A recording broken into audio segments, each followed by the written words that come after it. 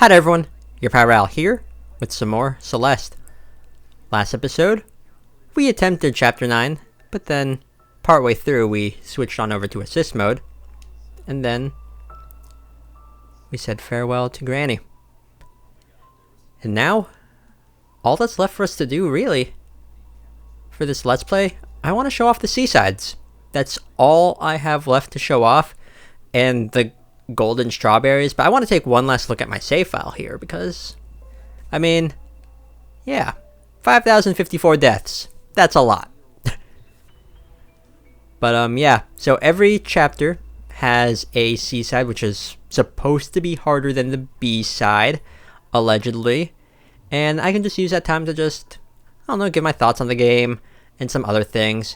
One thing that I was made aware of, if you go here to the prologue, you can actually see back here, this is supposed to be Madeline's car. At least I assume it is. So, that's neat. But yeah. There's some other, like, I guess, things I probably missed throughout the main chapters like that, but that's one thing. Anyways. Seaside. Haha. Yeah. Oh. Oh, that moves fast. I mean, again, I already experienced, like, the parts of the game I wanted to experience the quote-unquote legit way. So I'm fine with this. But this already looks rough.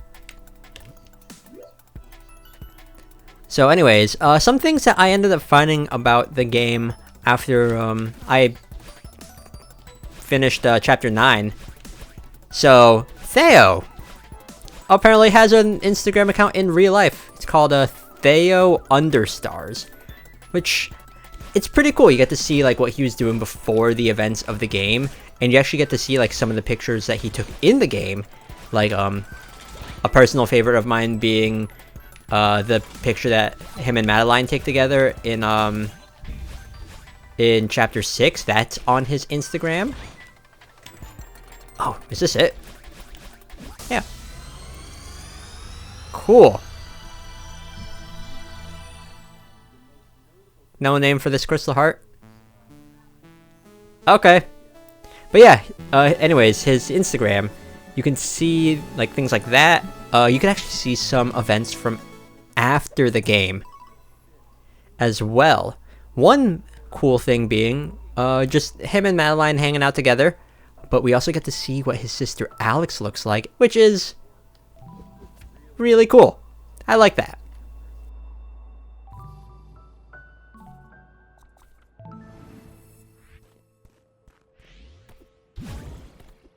So there's that, and the account hasn't been updated in a while, so I think like they're pretty much done with that. But it's neat that they were able to like make a real life thing out of like what Theo does in the game.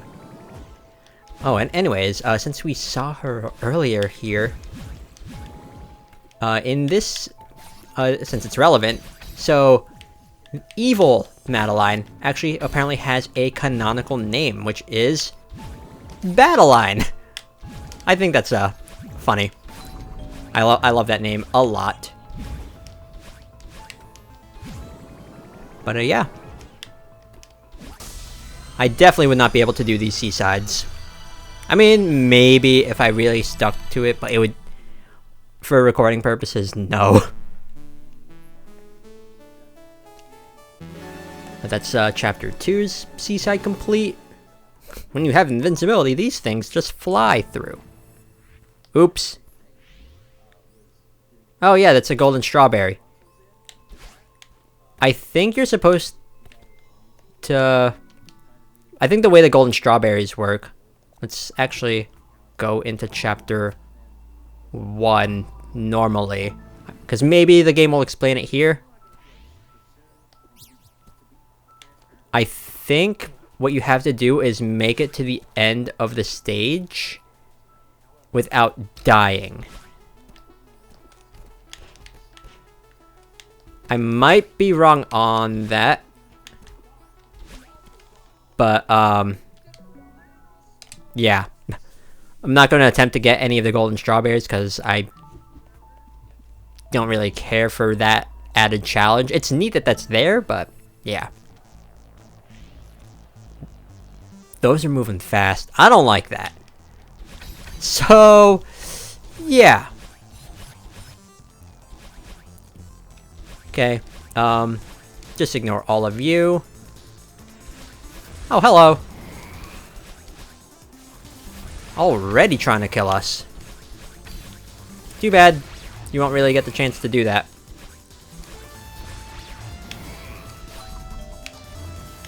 Oh, it's already there. Neat. Look at Mr. Osho like in the background there with his eyes wide open. That's funny.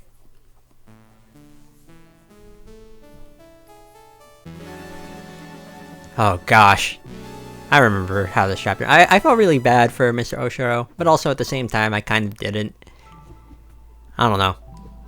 But yeah. Anyways, another thing about this game, apparently Madeline is trans, which is pretty cool. Not really anything hinting towards that in the game, but apparently the people working on the game did say that that's actually true for Madeline, and there is a hint towards that, I think, in chapter 9 in the cutscene at the end. So yeah, I like that. I like that for her. So probably probably like some people playing the game could probably feel some representation towards that, or take away some of the themes like from the main story of the game and relate to it that way. I don't know. I don't know. But yeah. Aw, good picture right there. Then onwards to chapter 5. But I guess now, since I already went over all that stuff, I can just give some thoughts on the game. So, first off, I really, really loved it. It was a ton of fun. The main story I felt was challenging, but fair. Some of the B-sides, I mean, I'm proud of the fact that I was able to do some of the B-sides on my own without having to worry about like trying assist mode on. I mean, I know eventually I ended up caving and then doing assist mode, but yeah, I'm proud of the fact that I was able to do at least some of the B-sides on my own, even though like those recordings took so long. I think the longest one was chapter 3 or 4. It was one of those two. But yeah. And I love the overall story of the game, how Madeline learns to accept this other part of herself that could be seen as a representation of, I don't know, anxiety, depression,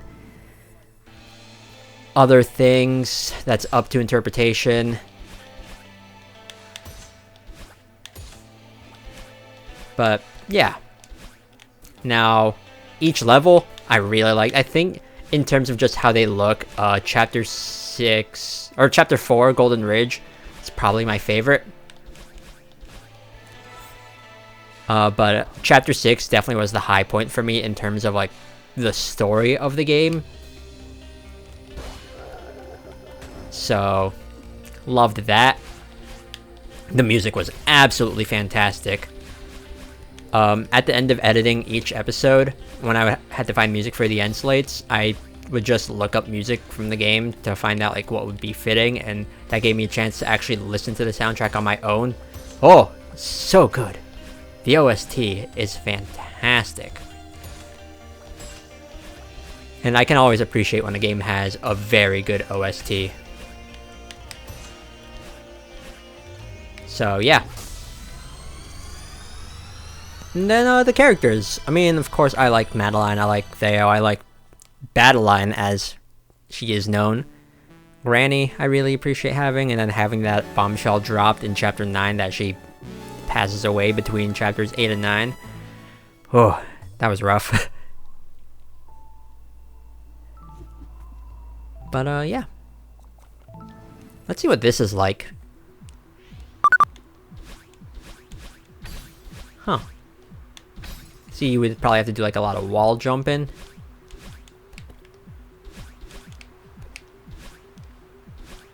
Interesting.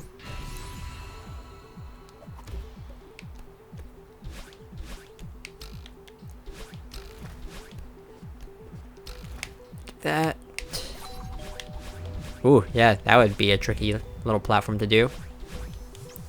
Gosh, I just had a ton of fun with this game. Even if, like, some of the B-sides when I was recording them normally without assist mode were frustrating, it was still fun.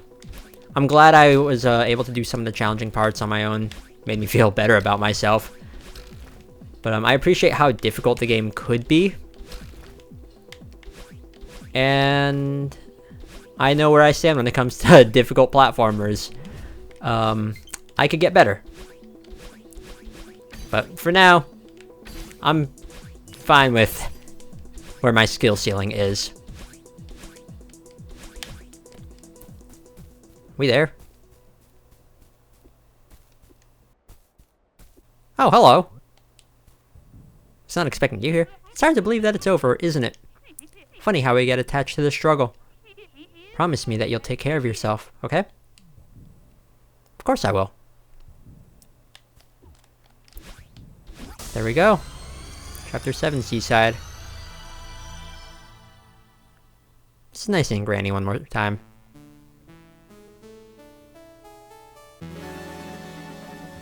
And there's the view from the summit again. I love these little end of chapter art pieces. They're just so good. And now, all that's left... Not the epilogue. The chapter 8 Seaside. Chapter 8 was interesting. Okay, do I have enough? I should. There we go. Yeah. The mechanic behind this were like... What? Yeah, I was doing that. Is that different from a wave dash? I don't know.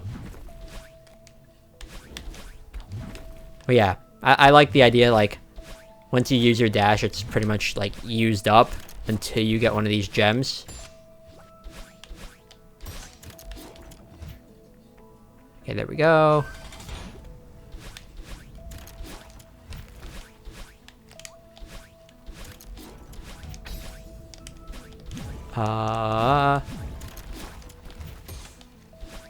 Ooh, yeah, you'd be rushing through here.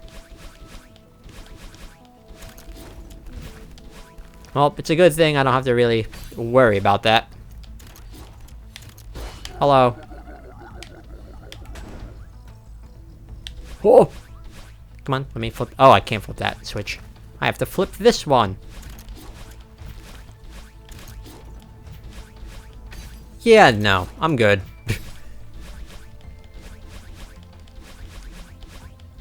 There we go. Hello, Bluebird. And hello. End of chapter. End of game. Wow, that flew by. But I'm fine with that. And there we go. I, in particular, really love this piece of art. Oh. Gosh. Wow, you did it. Variants are now accessible from the File Select menu. I don't know what that means. Variants? What does it mean by variants? Variant mode. What? Okay, let's start over here at chapter 1. What does that mean? What does variant mean? Oh, that's so cool! You have so many options to mess with. That's cool. That's very cool. Oh, hold up. Yeah, we can see all this stuff here. See some stats that I never got to show off. Only missing one strawberry in chapter 1. Got all of them in chapter 2, which was nice. Oh, I think the skull symbols are like the number of deaths in like each mode, like regular, then B-side, and C-side. Cool. Full clear? What is full clear? To get everything in the chapter, I think? Then fewest deaths. Okay.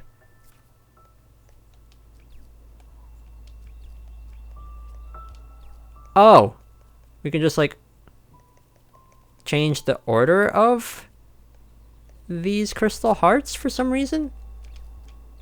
I don't know why, but that's cool. Oops, did not mean to do that again. That's cool that there's some stats there to track. And then there's Pico 8, which I got to show a little bit of, which was neat. And one thing that I might show off in the future is Celeste 64. That was a thing that the creators of this game made, I think, to celebrate some kind of anniversary for this game. 4 year? 5 year? 6 year? I'm not quite sure, but maybe at some point in the future I'll show that off, because I think that'd be interesting, seeing this place like in a 3D perspective. But yeah, anyways, let's take a look at the credits before we end things off. Gosh, this game was so fun. I really enjoyed it.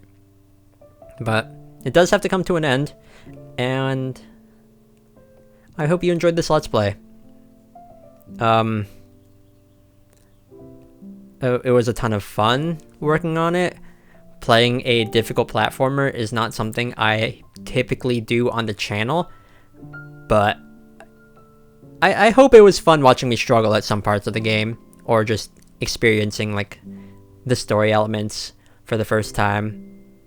Because this was a game I wanted to play for the longest time, ever since I watched through Salmon's, my friend Rob, through his Let's Play of the game. It always stuck out in my mind, and I always said like I'd play it at some point, but then like after a lot of time has passed and I forgot a lot about the game, because I mean that's just how time works and my memory is not the best.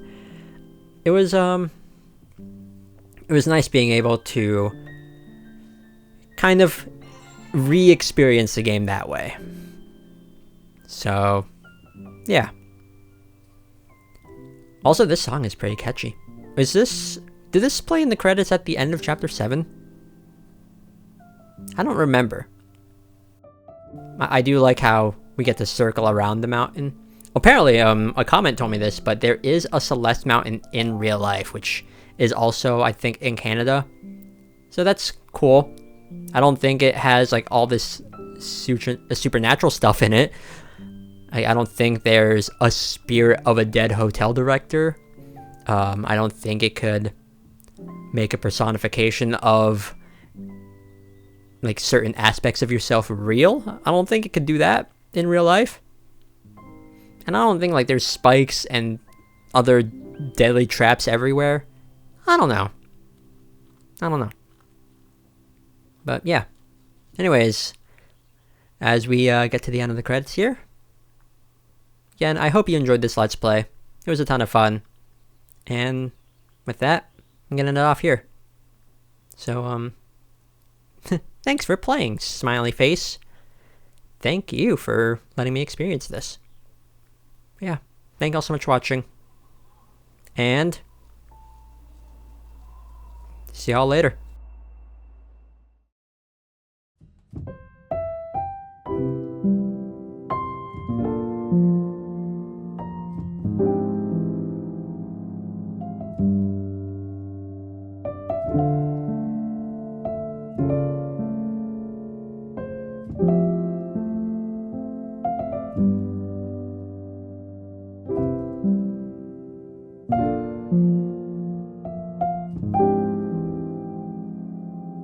you.